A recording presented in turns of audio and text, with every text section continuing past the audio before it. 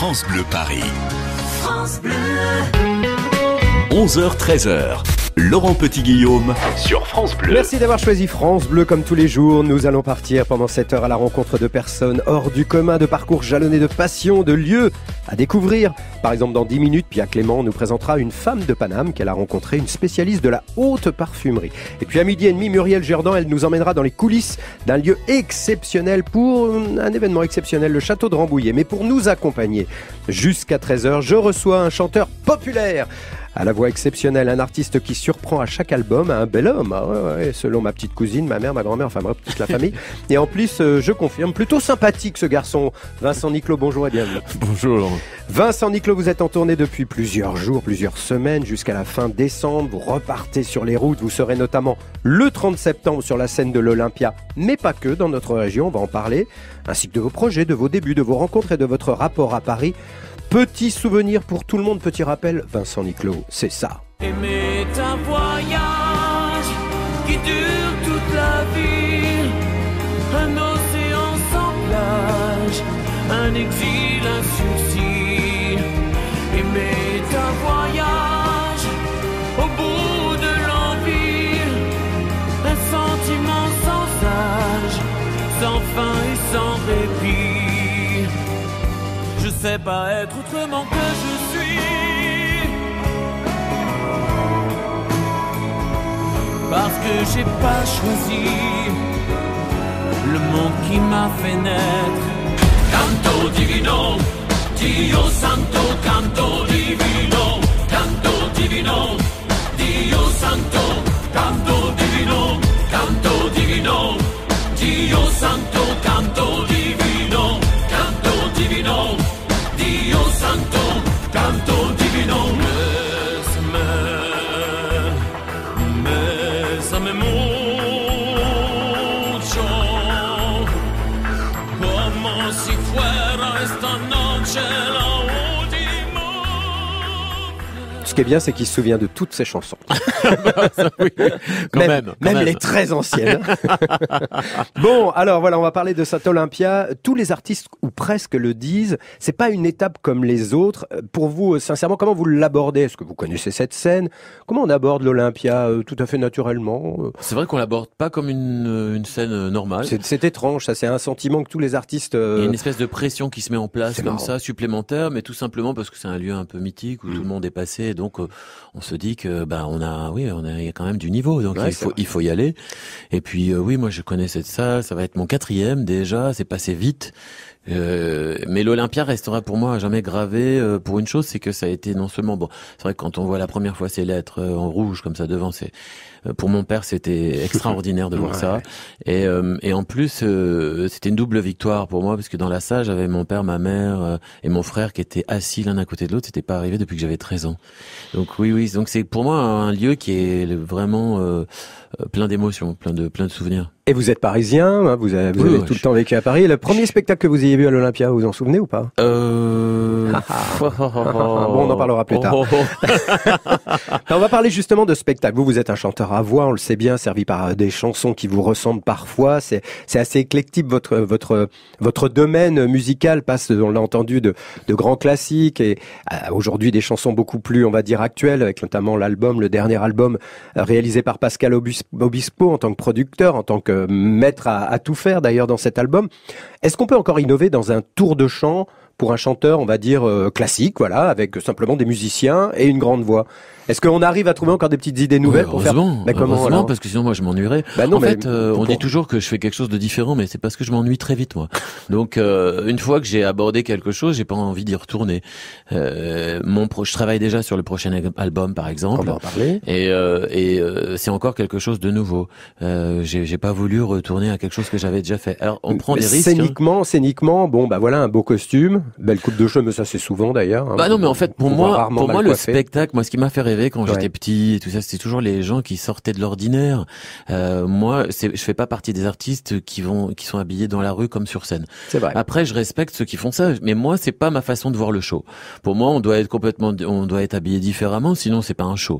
Voilà, donc c'est un respect aussi par rapport au public. Quand je fais une télé ou quand je suis sur scène, j'ai envie d'être différent que ce que je suis dans la vie.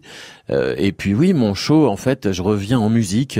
J'ai 7 musiciens avec moi, donc c'est un show résolument beaucoup plus musical. Je reviens en musique sur les 5 dernières années qui ont été fabuleuses pour moi, qui m'ont permis de travailler avec des stars que j'ai abordées et que j'ai même chanté avec et travaillé avec.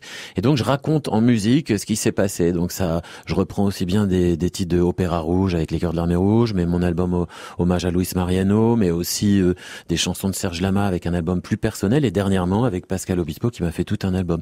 Et j'ai aussi un album anglais, je reprends quelques titres anglais parce que j'ai sorti un album en Angleterre aussi, j'ai signé un contrat avec Sony New York. Donc ça me permet là on commence un peu l'international. J'ai mélangé tout ça parce qu'en fait, finalement, moi je vais selon mes envies, et le seul fil conducteur, c'est ça. C'est pourquoi je suis allé d'un répertoire à un autre comme ça, c'est parce que c'était selon mes envies, donc je l'ai raconté musicalement. Très bien. Et il y a parfois à l'Olympia des artistes qui surprennent avec des petits invités surprises comme ça, qui arrivent, qui viennent. On peut imaginer que... D'accord. Alors, écoutez, à voir. Faut y aller, c'est le 30 septembre. Ça serait une vraie surprise si c'est le 30 septembre. Auparavant, je dois le dire, vous serez à Ozoir-la-Ferrière le 23 septembre. C'est bientôt, dis donc. À Enghien-les-Bains le 6 octobre. À Montigny-le-Bretonneux, ça c'est le 7 octobre. À Longjumeau le 13 octobre. Notez bien. Roissy en France, 17 octobre, à l'Orangerie. À Poissy dans les Yvelines le 28 novembre. À Coulommiers, à la Sucrerie le 7 décembre. À Hyères en Essonne le 9 décembre. Et à Épinay-sur-Seine le 10 décembre. Vous ne pouvez pas louper Vincent Niclot.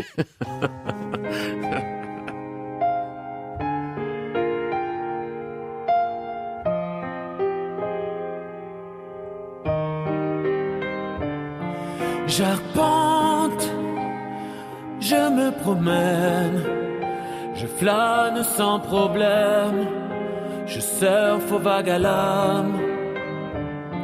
J'arpente, je fais des miennes, j'apprécie au passage, je rends quelques hommages.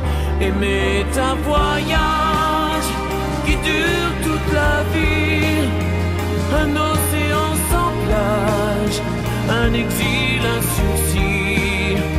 Aimer un voyage au bout de l'envie, un sentiment sans âge, sans fin et sans répit. J'arpente, je prends des tours, je rôde, je fais la cour, carré de long en large. En pente, j'attends mon heure, même si parfois j'ai peur de manquer de courage. Aimer un voyage qui dure toute la vie, un océan sans plage, un exil, un sursis. Aimer un voyage au bout de l'envie, un sentiment sans âge, sans fin et sans répit. Partir et voir toujours plus fort, plus haut, plus loin, le cœur comme une terre, l'horizon dans la main, espérer sans le dire, ne jamais revenir. Aimer un voyage qui dure toute la vie, un océan sans plage, un exil, un sursis. Aimer un voyage au bout de l'envie, un sentiment sans âge, sans fin et sans répit. Aimer un voyage qui dure toute la vie.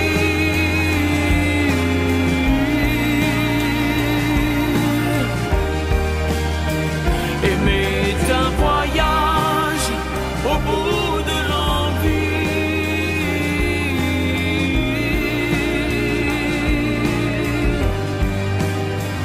Aimer un voyage.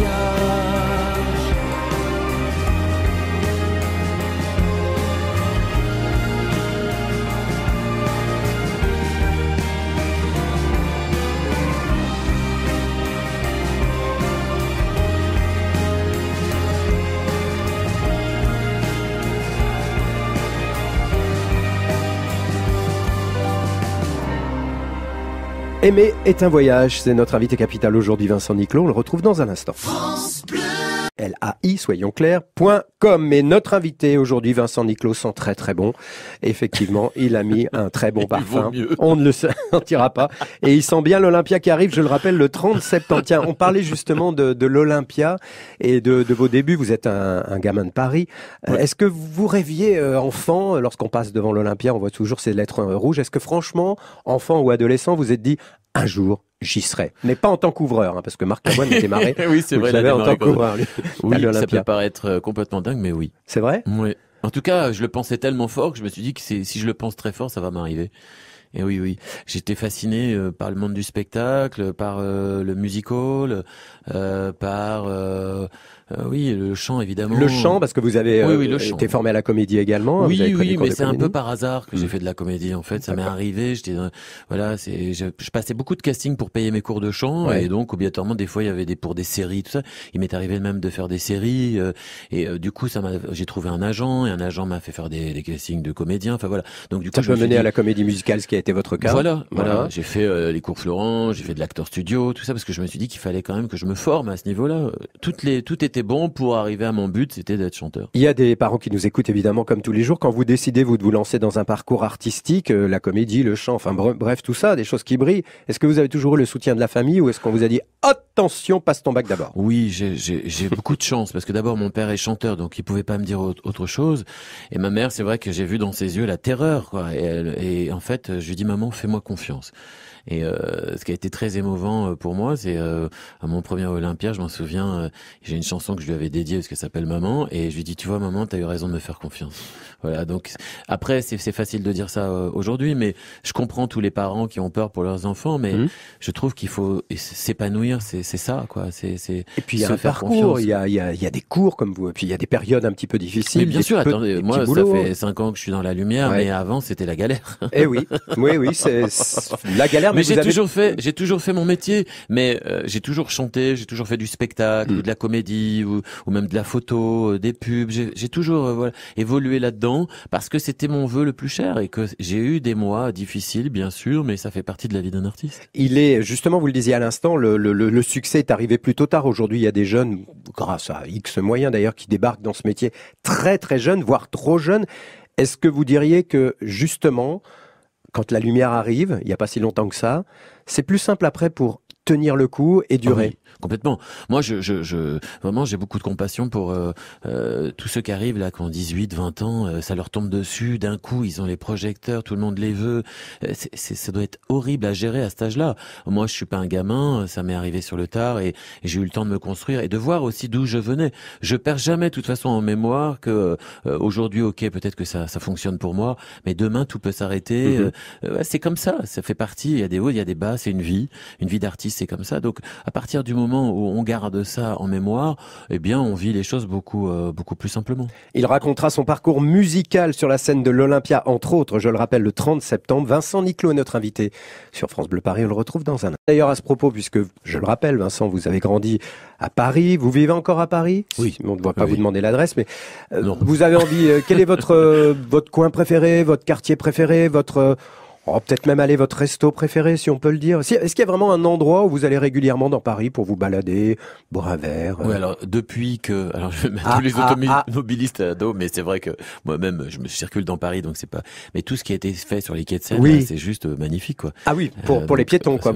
Ce que j'aime bien, c'est me balader, petites guinguettes même prendre bord un vélo, de la Seine. Voilà, pour moi, ça c'est typique Paris, quoi. D'accord. Mais moi, je viens de Montmartre, donc obligatoirement Montmartre, ça a un goût différent pour moi.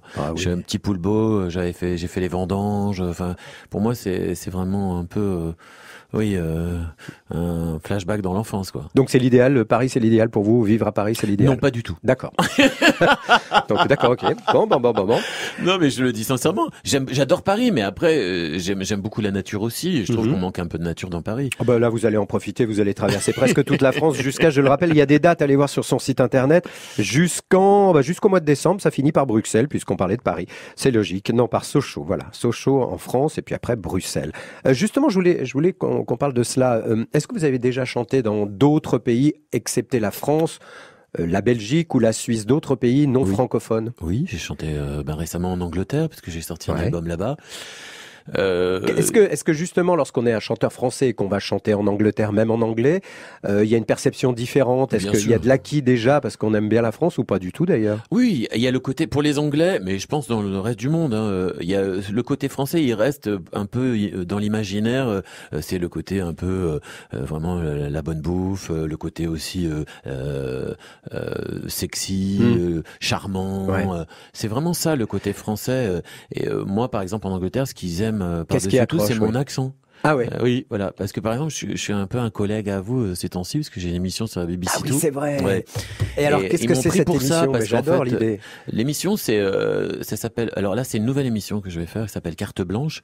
J'ai Carte Blanche avec un invité. En fait, je mets en avant les talents français et francophones qui ont traversé la Manche. Et il y en a pas tant que ça. Donc, en gros, c'est tous les Français qui sont connus en Angleterre. Alors, ça peut aller de Jean-Paul Gaultier dans la mode, passer par la cuisine. C'est pas que des chanteurs, ça peut être des acteurs.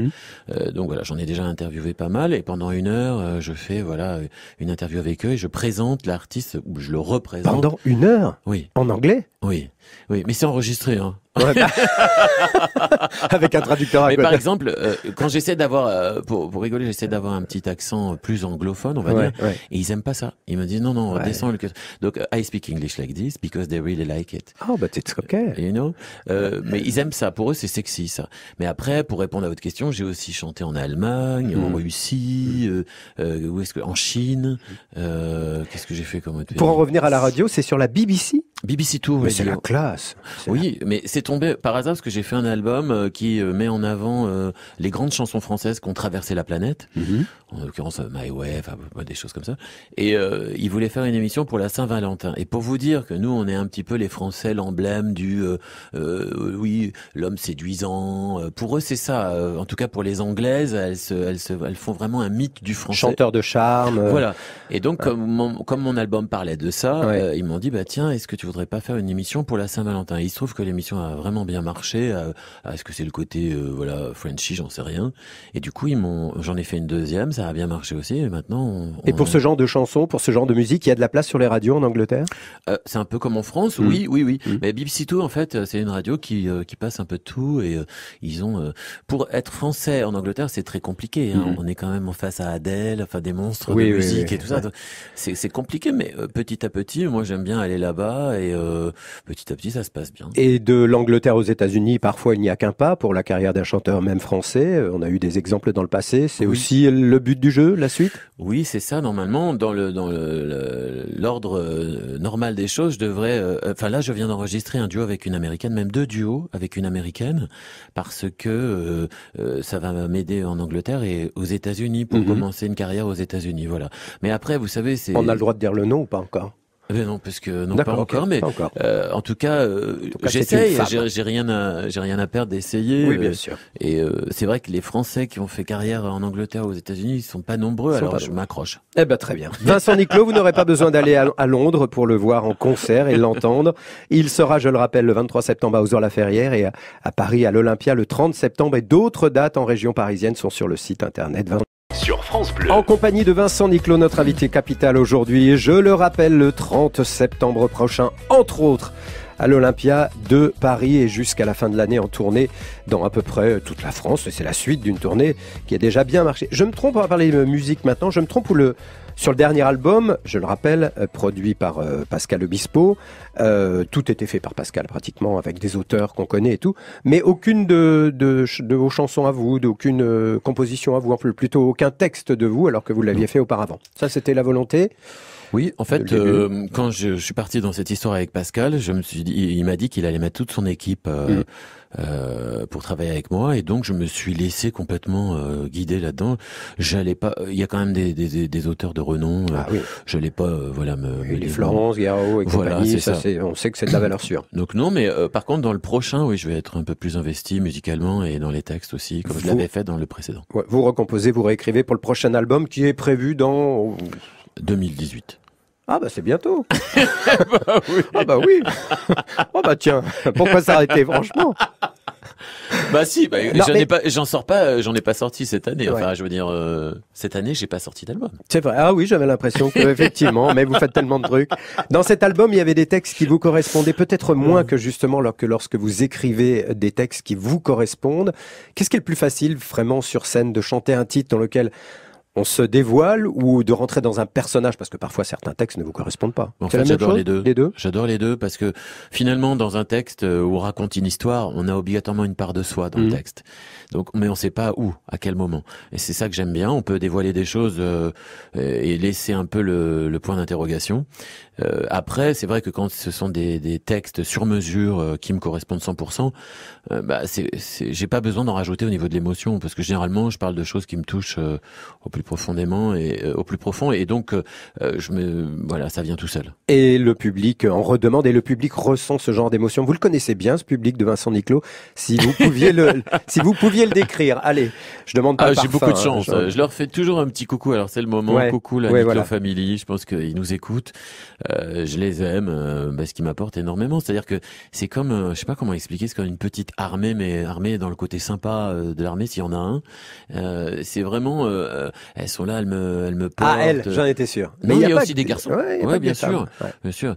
Et vraiment, depuis le début, c'est quelque chose d'incroyable. Elles m'attendent avant les concerts, enfin partout, les télés. Ça, vous prenez le temps de les rencontrer? Toujours. Et j'essaie de prendre le maximum de temps, toujours. C'est ma façon à moi de les remercier. Je réponds sur les réseaux sociaux au maximum.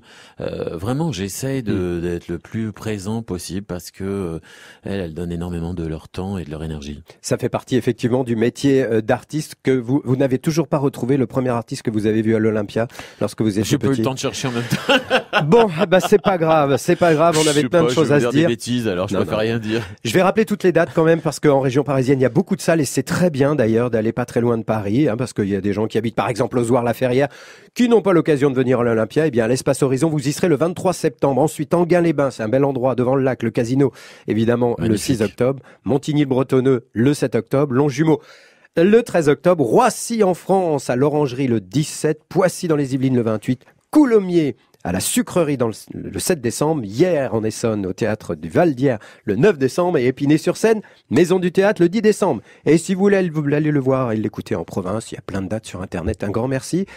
Merci Vincent Niclot. Non, c'est moi, c'est toujours agréable. Belle énergie. Il faut vous aussi. Et vous sentez bon en plus. Allez, merci, bonne route, bonne Olympia. Vous aussi. Et à l'année prochaine pour le nouvel album. Au revoir. C'était Vincent Niclot. France Bleu Paris.